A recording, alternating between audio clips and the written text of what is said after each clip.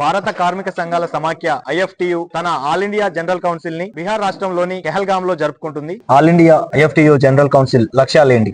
భారత కార్మిక సంఘాల సమాఖ్య ఐఎఫ్టియు ప్రభుత్వ రంగ పరిశ్రమల ప్రైవేటీకరణ, కార్పొరేటీకరణ వేగవంతంగా జరుగుతున్నటువంటి నేపథ్యంలో 4 లేబర్ కోడ్ల వల్ల వచ్చే నష్టం ఏంటి కార్మికులకు? ముఖ్యంగా 42 రకాల కీలకమైన చట్టాల్లో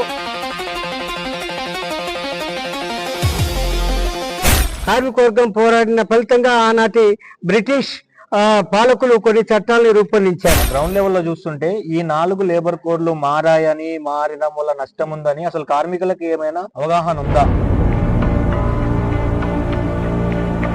కార్మిక వర్గానికి అందాల్సినటువంటి కనీస వేతనాలు లేదా సమాన పనికి సమాన వేతనము, ఈ 2 విషయాల్లో తొలి నుంచి పాలక వర్గాలు చాలా నిర్లక్ష్యంగా వ్యవహరిస్తూ వస్తున్నారు. విశాఖ స్టీల్ ప్లాంట్ ని ప్రైవేటైజేషన్ చేయడానికి అడుగులు చాలా స్పీడ్ గా పడుతున్నాయి. ఒకనాడు ఆ విశాఖలో ఉక్కు ఫ్యాక్టరీని ఏర్పాటు చేయాలని,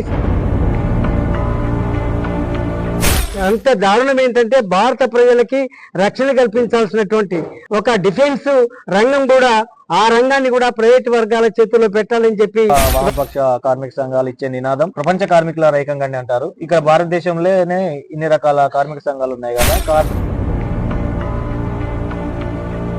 మనతో మాట్లాడడానికి ఐఎఫ్టియు తెలంగాణ రాష్ట్ర కార్యదర్శి ఎం శ్రీనివాస్ గారు ఉన్నారు. వారితో మాట్లాడి ఆల్ ఇండియా జనరల్ కౌన్సిల్ సందర్భంగా ఏ తీర్మానాలని తీసుకుందో మనం తెలుసుకుందాం.